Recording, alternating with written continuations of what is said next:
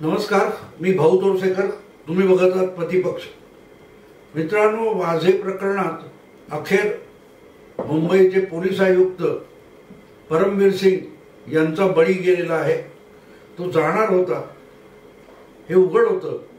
प्रामुख्याने मंगळवारी जितक्या वेगाने राजकीय घडामोडी घडत होत्या, महाराष्ट्राचे मुख्यमंत्री, विविध तिन्ही पक्षांचे प्रमुख नेते, मंत्री, वेगवेगळे अधिकारी रात्री उशिरापर्यंत वर्षा बंगल्यावर, म्हणजे मुख्यमंत्र्यांचं जे निवासस्थान आहे तिथे बैठका घेत होते आणि सारखं चर्चा चालली होती की अखेर परमवीर सिंग यांची उचलबांगडी होईल. पण रात्री उशिरा खबर आली की असं काही होणार नाही. तेव्हाच मला खात्री होती की निर्णय झालेला आहे. फक्त त्या निर्णयामध्ये आयुक्तांना विश्वासात घेऊन पुढची कारवाई होईल. त्यामुळे बुधवारी दुपारनंतर जो निर्णय आला की त्यांच्या जागी हेमंत नगराळे हे जे राज्याचे पोलीस प्रमुख आहेत त्यांना मुंबईचे पोलीस आयुक्त म्हणून आणलं जाते आणि परमवीर सिंग यांना गृहरक्षक दलाचे प्रमुख म्हणून बदली केली जाते. ही बातमी आली तेव्हाच स्पष्ट झालं की हा बळी गेलेला आहे. आता बळी का गेला हे सुद्धा लक्षात घ्यायला लागेल. बळी म्हणजे यापूर्वी गेला नाही असं नाहीये. तुम्हाला आठवत असेल तर मला वाटतं साधारणतः 9-10 वर्षापूर्वी मुंबईमध्ये रजा अकादमी या मुस्लिम धार्मिक संघटनेचा एक मोर्चा निघाला होता.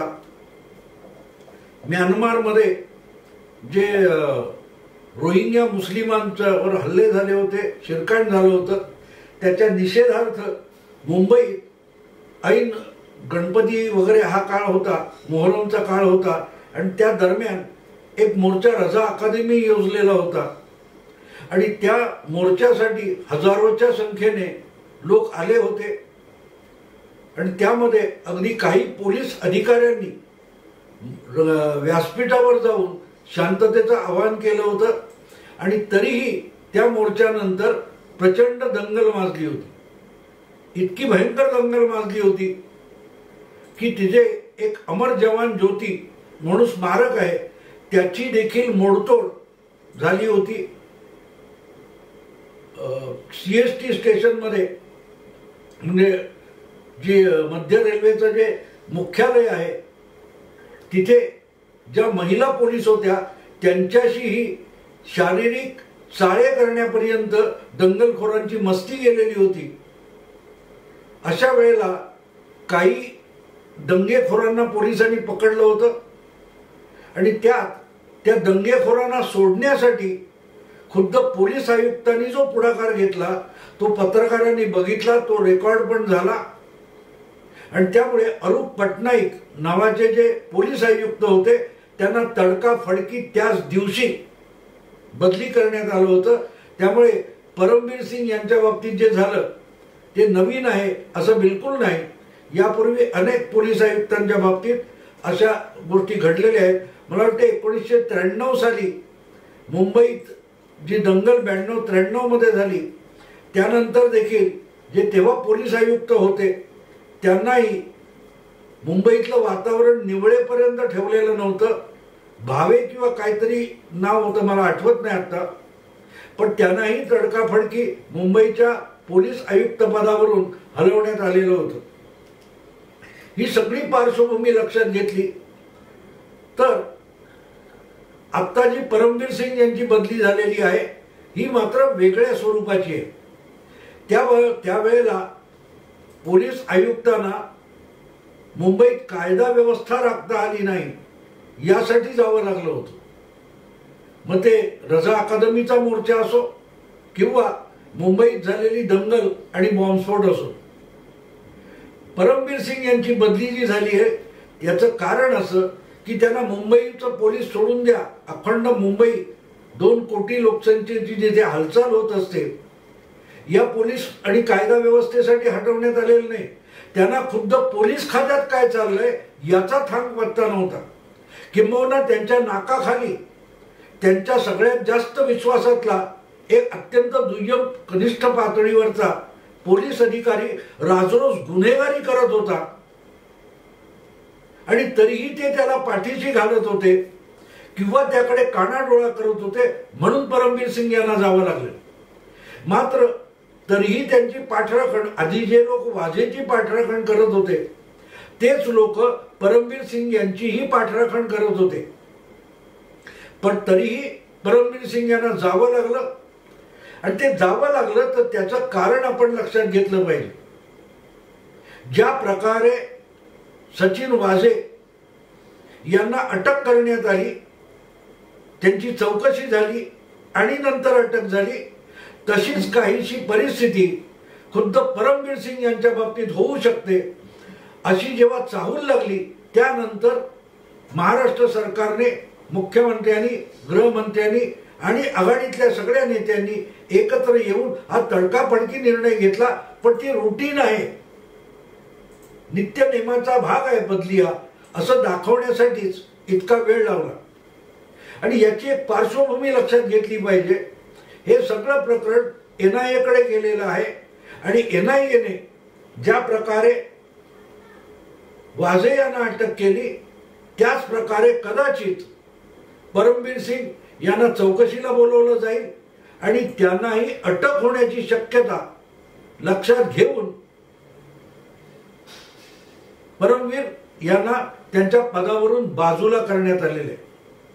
कारण ह्या सगळ्या घटनेतल्या सगळ्या सूत्रांची हालचाल किंवा एक त्याला दहशतवादी म्हणा, जे काय म्हणाल तुम्ही, गुन्हा, एक तर तो गुन्हा आहे, पण त्या गुन्ह्याची सूत्र खुद्द गुन्हा डिटेक्शन विभाग जो आहे तिथून हलवली जात होती.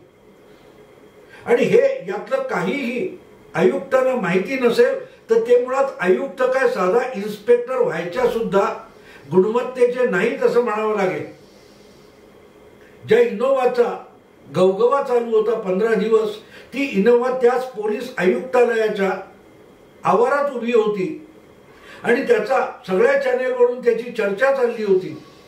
आणि हे सांगणारा एकही सामान्य शिपाई, पोलीस अधिकारी, आयुक्त, उपायुक्त, API जे कोण असतील ते, त्यापैकी कोणीही आयुक्त परमबीर सिंग यांना सांगायला गेला नाही की बाबा यात तुम्ही गोत्यात याल, ही गाडी इथे उभी आहे, ज्याची 15 दिवस वेगवेगळ्या चॅनेलवर माध्यमातून चर्चा चालू आहे, जी गाडी जिलेटिन ठेवलेल्या स्कॉर्पिओच्या मागे आढळली आणि स्कॉर्पिओचा ड्रायव्हर ज्या इनोव्हात बसून निसटला, ती इनोव्हा आपल्या आवारात उभी आहे हे सांगणारा एकही पोलीस कर्मचारी व अधिकारी मुंबईच्या पोलीस आयुक्तालयात नव्हता असं तुम्हाला म्हणायचं का? विश्वास बसतो तुमचा? शक्यच नाही मित्रांनो, शक्य नाहीये. अशा बाबतीत एक गाडी सोडून दिलेली असते आणि ती बराच वेळ कोणी हलवत नाही, तेव्हा त्याची चर्चा सुरू होते आणि त्याचा गवगवा सामान्य माणसं करतात. मग पोलीस आयुक्तालयामध्ये 14 दिवस ही गाडी उभी होती, पण त्याच्याबद्दल कोणीही काही बोलला नसेल तर त्याचं कारण उघड आहे. ही गाडी पोलीस आयुक्तांच्या परवानगीनेच इथे आणली जात होती, बाहेर जात होती, येत होती, तिची नोंद पण आहे.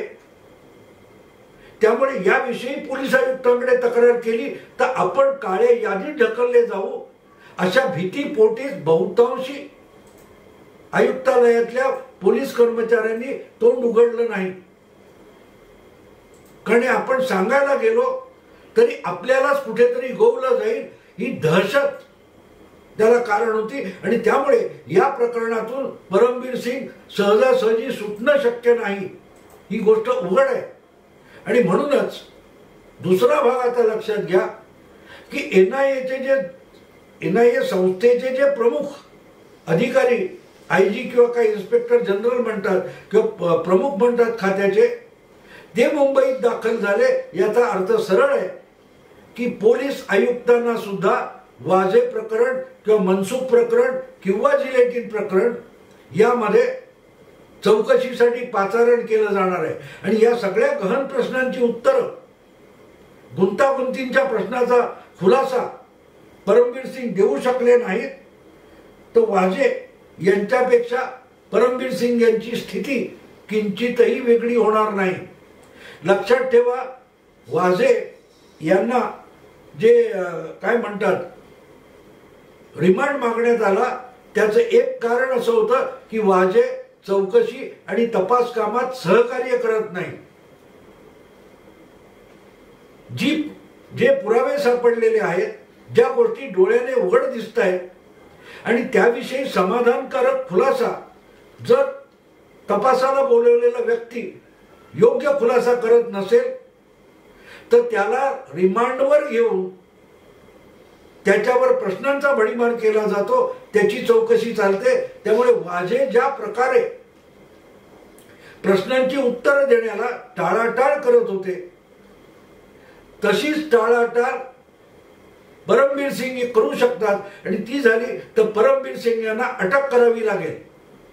तेव्हा त्यांच्या दर्जाचा, त्यांच्या लेवलचा, त्यांच्या पात्रतेचा अधिकारी त्यांची चौकशी करण्यासाठी आणि पुढील कारवाई करण्यासाठीच मुंबईत आलाय. ही चाहूल आहे मित्रांनो, ही चाहूल आहे.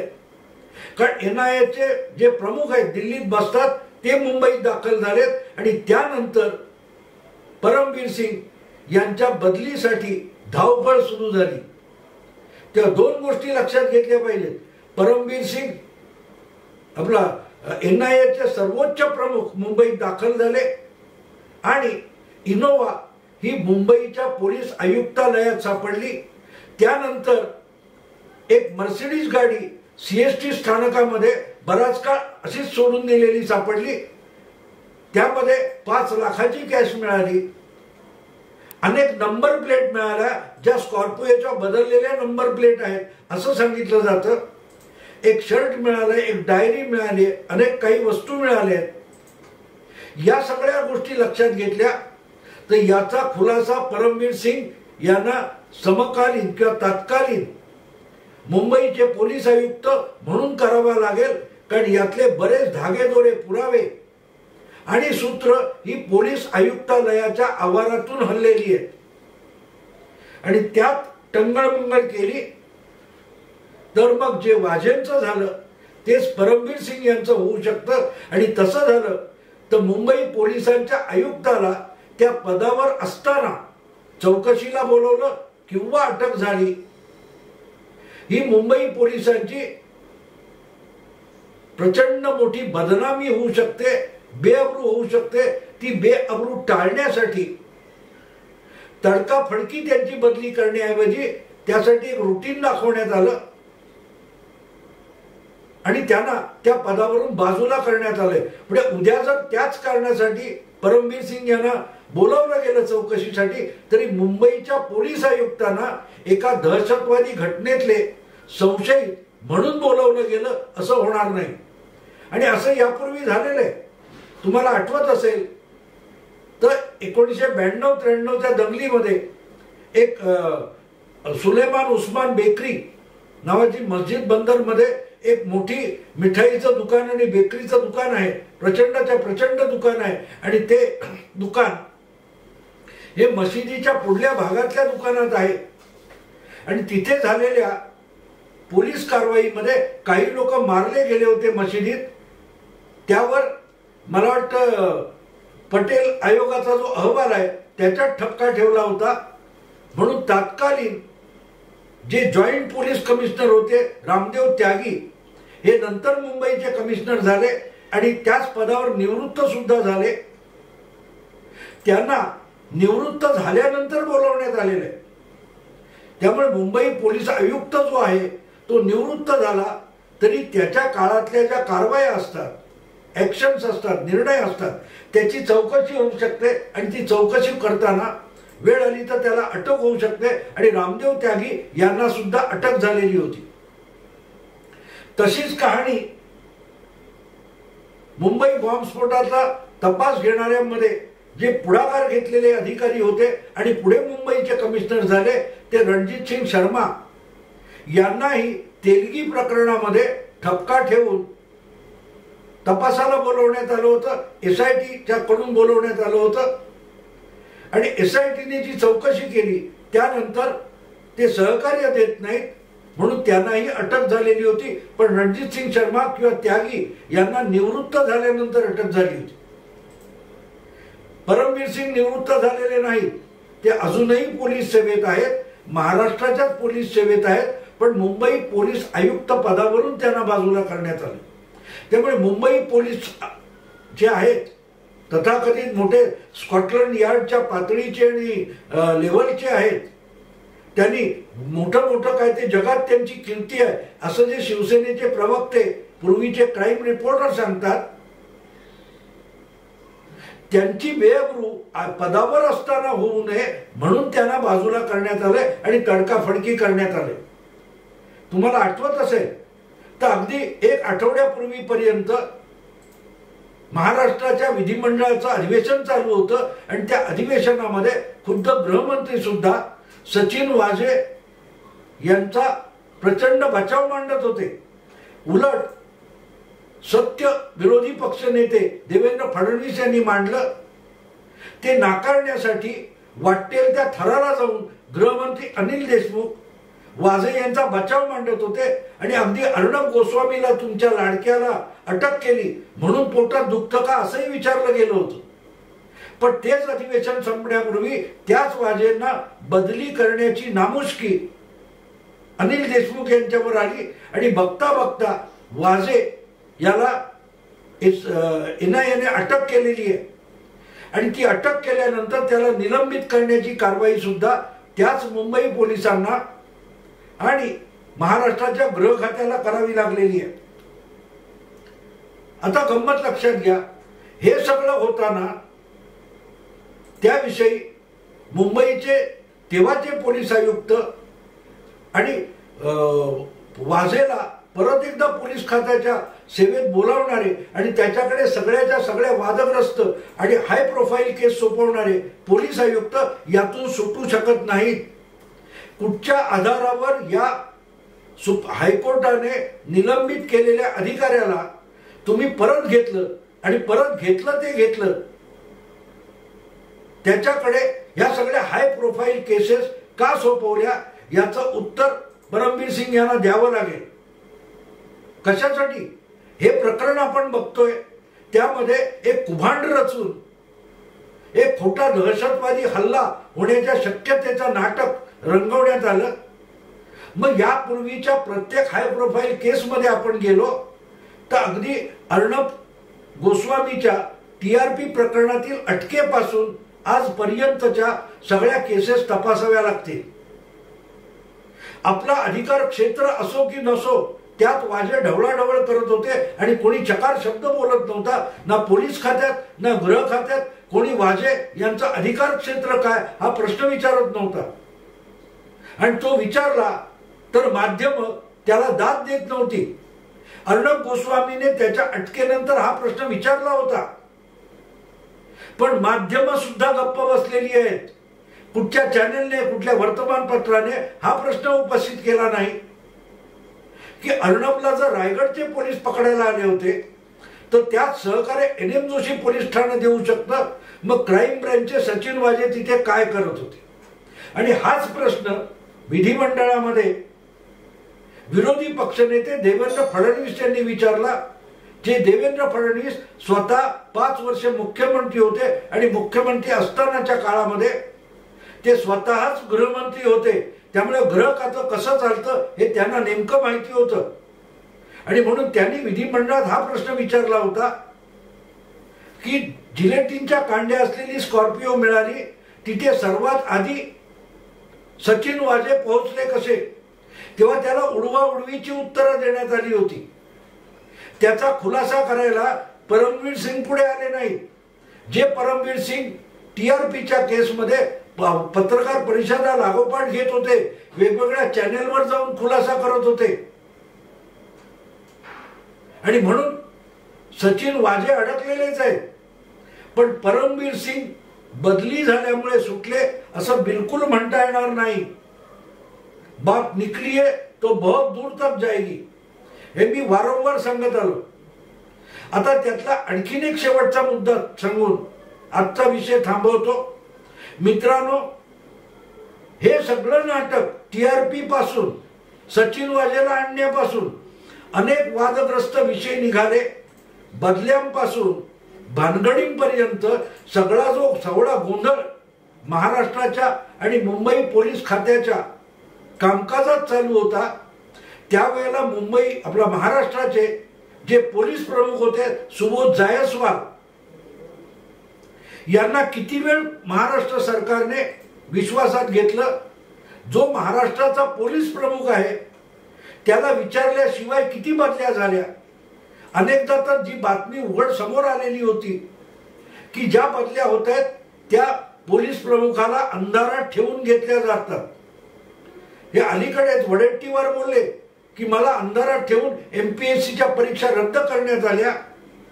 पण एका मुंबईच्या महाराष्ट्राच्या पोलीस प्रमुखालाही अंधारात ठेवून वाटेल तो कारभार चालू होता आणि त्याला कंटाळलेले सुबोध जायस्वाल यांनी सुद्धा शेवटी कंटाळून महाराष्ट्राच्या केडरचे असून सर्वोच्च पोस्टवर असून त्यांनी स्वतःचीच बदली करून घेतली. केंद्र सरकारकडे त्यांनी विनंती पाठवली आणि केंद्र सरकारने त्यांना CISF ही जी केंद्राची एक सशस्त्र पोलीस संघटना आहे त्याच्या प्रमुखपदी डेप्युटेशनवर प्रतिनिधित्वावर बोलवून घेतलं आणि महाराष्ट्र सरकारने त्यांची तिकडे रवानगी केली. का सुबोध कांसाय कुठलाही पोलीस अधिकारी हा आपण ज्या केडरमध्ये आहोत त्यातल्या टॉप पोस्टवर असतानाच निवृत्त व्हायला उत्सुक असतो. पण सुबोध कांसाय यांना तिथे राहावंसं वाटलं नाही, कारण त्यांना वाझे विचारत नव्हते, त्यांना परमवीर सिंग विचारत नव्हते, त्यांना महाराष्ट्र सरकार कुठे विश्वासात घेत नव्हतं आणि म्हणूनच कंटाळून सुबोध जायस्वाल यांनी स्वतःची बदली करून घेतली आणि त्यांना विना तक्रार महाराष्ट्र सरकारने या वर्षाच्या सुरुवातीला त्यांच्या जबाबदारीतून मुक्त केलं. ते केंद्रीय सेवेत निघून गेले. आता एक मुद्दा असा येतो मित्रांनो की हे सगळं प्रकरण वाझे प्रकरण तुम्ही बघताय, हा घटनाक्रम मनसुख हिरेन असेल किंवा तुमचं